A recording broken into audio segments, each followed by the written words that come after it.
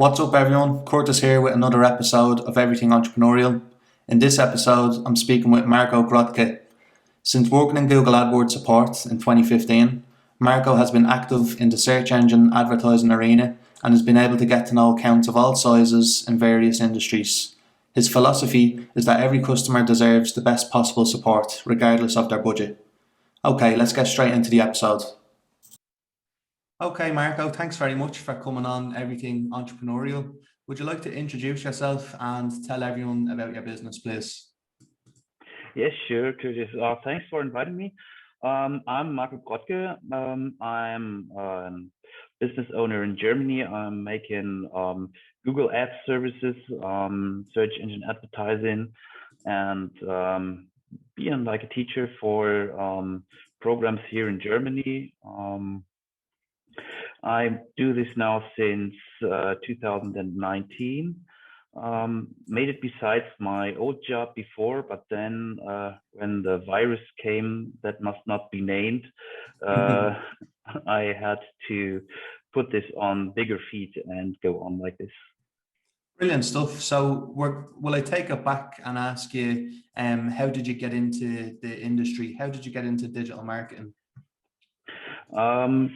Well, I was studying in Ireland, and I studied business and had a favor for marketing. And when I was back in Germany, I tried to get a job in the offline marketing. But it's in Germany, they always want people 20 years old and 40 years of business knowledge. So it's a little hard. And then there was a headhunting agency that got me for Google when they sought my profile on Xing. I don't know. Do you know Xing in Ireland? I don't know. I'm not familiar with it now. It's like a German version of LinkedIn. Okay. Grand.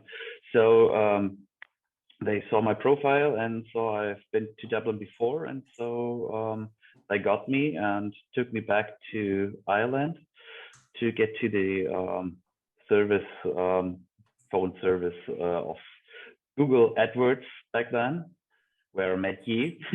It's where we met. Yeah, that's right. Yeah, so tell us a little bit about your experience.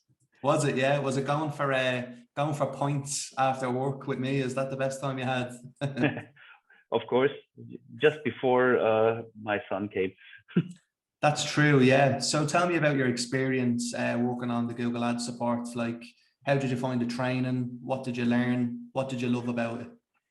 The training was great. I love to have all the people from different countries out there. So like meeting you or people from Italy or even from Israel. From Israel. Yeah, that's what I was searching for. I never thought to meet people from there because it's so far away, I think. And well, nearly everything in the EMEA, so that was great. And then meet different people from Germany or the whole DACH region, so Germany, Austria, and Switzerland. And I had very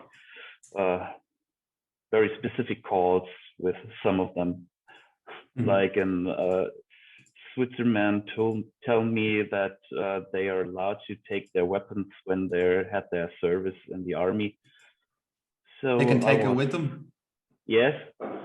Right. So I think you wanted to motivate me to close the case.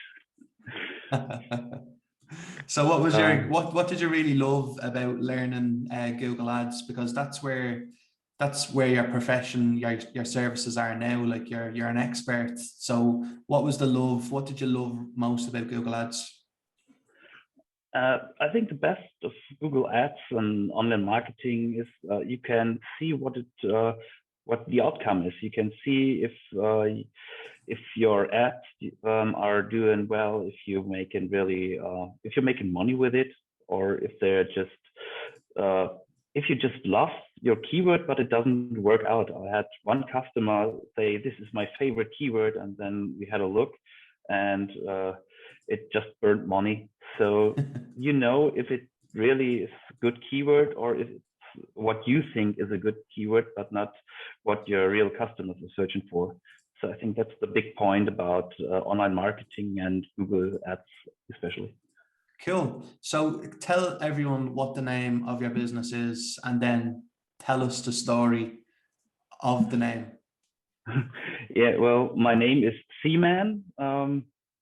It's combination from the seaman. I've been in the Navy, so I was a real seaman during my service for German Navy, and SEA standing for Search Engine Advertising. So it's the combination of both, I think. It's a unique fit for you, definitely. I think it's very Especially, clever. Yeah, I really yeah. like it. It was when we were brainstorming at home. My wife just went to the kitchen to fetch something, and during that time, I was typing that name down and at the computer, and then she came in and said, "I had a brilliant idea. What about seamen?" And I said, "Just come over what I just typed," and so we had the same idea, just separately from each other. So the name was clear. That what must have been a sign. It must have been a sign. Yeah, that's it. And can you tell me briefly about your experience in the German Navy? What skills did you learn there, or what did you learn about yourself, and how did you apply it to business? Um, well, I think the best thing you learn there is that you have to be disciplined, because no matter what you do the day before, the next day you have to be on board and stay there, and you have to uh, give your best all the time, and you can't just say, "Oh no, yesterday I fell asleep late, I don't want to." So I think that's one thing I have until now, where I say, okay, even though my son was crying in the night, next day I get up and get back to office and do the very best for my customers. Brilliant. And tell me as well, I know you have a son, and you were starting out the business just after he was born. Is that correct? 1 month prior. Oh, 1 month prior. Okay. Tell me how easy or difficult that was to manage both a new baby and a new business. Well, I've had the favor that I had the other job, so I had the security in the background, and I just had one customer, so it wasn't too much work, and I really could focus on my family. And in Germany, we can take 2 months off, full paid, and Wow, very nice. so that was great too. So I could have time with my family and little service for my customers, because this little guy was sleeping the most time, so I had the time to work a little bit. But it's Very really good. great. Very good. Yeah. So tell me about a little bit more about Germany and the German startup kind of ecosystem. Is there many supports out there for German businesses? We do have different supports. So, like from the government, there's a bank called KfW, and you can have credits there, like low interest or even no interest rates. So you can get money there, or you have accelerator programs. I'm working as a teacher in one of these programs, so where you get some money, you get room to work, and you get plenty of knowledge from real good teachers here. So like me, or other agencies, bank owners, or even college professors. So that's one great thing. You have to apply for it, and then you can have a scholarship with that. So if you're in one of these accelerator programs, you can have a scholarship. So you have really you have the security, you can work on your business, and you have help to gain whatever you need. So you have can it's not necessarily which phase you are in. So if you just had the idea, If it's good, you can start here, or if it's running business and you just need some more help, you. Um, yes, and then there's the agency for work. If you're unemployed, you can get help there. If you say, okay, I want to run a business, and they say, okay, we don't see any possibilities to get you into the market again, and this sounds like a good idea, then they would pay you the money you would get usually when you're unemployed plus little more, and so you can grow your business. Well, that's mainly these things you have in Germany, and we have, especially here in Oldenburg and some other cities, we have meetings, so networking events with other entrepreneurs, so you can connect with each other, networking. So that was really great, and that was where I met my first client. Very good. So networking is really important to you and your business, yeah? Yes, of course, you have to know other people so you can see their needs, and if they have need for online marketing, then they might be thinking about you and your business. So networking is always really great, and especially I'm not born and raised in Oldenburg, moved here, so it's even more for me to go to these meetings and know people then. So did you have to develop many different skills when you started your business? As you know, as an entrepreneur, you need to wear a lot of hats. You need to look after your accounting, sales, marketing. You need to do it all. So was it difficult for you when you first started to network and meeting new people and promoting your business? yes, it was, and you have to do like build your own websites and something like this. You have to do things you might have little knowledge, but there are others out there who do it better, of course. Um, you have to learn and like learn like how you're doing sales, what's the sales funnel, how I can go to customers, what do I have to think about before I get my offer out there. So it's really difficult to have all these hats on one head, but you have to manage it for the first time and then search for help, and maybe you can offer your help to somebody else who has more knowledge in another field. Definitely. And do you think for entrepreneurs it's important to be constantly learning and developing themselves?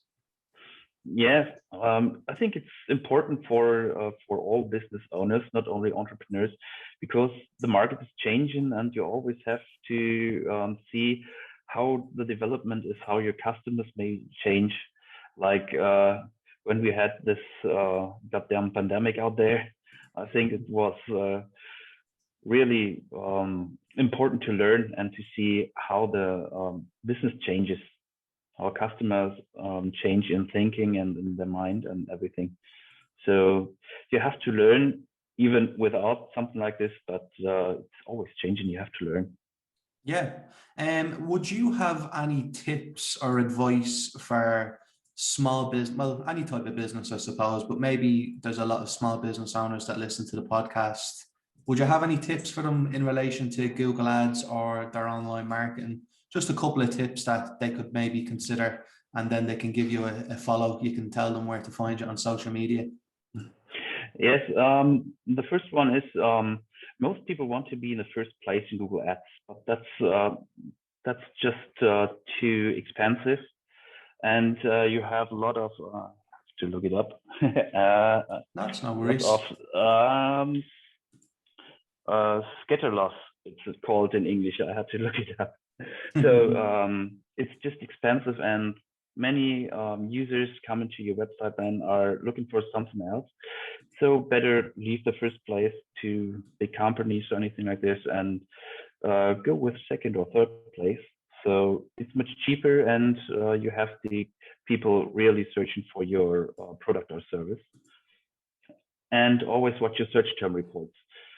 For example, if you run Google Shopping, you should be aware maybe they are you have put into your title your brand and then your service, but the users out there are searching for first the service and then your brand. So it would be much cheaper, and maybe you get more products into this space up there. Brilliant. That's some really good advice there. And I know that you work with international clients. It's not just clients in Germany. So if there was anyone listening to the podcast, where would be best to find you? Your website or social media? Website, of course, it's www.c-men.de, or on Instagram on c_man_Oldenburg, and then you can find me. Brilliant stuff. Well, Marko, once again, thanks very much for coming on the podcast. I really appreciate it. And I'll keep in touch in any way. All right. All right. Thank you for inviting me, and we'll see each other.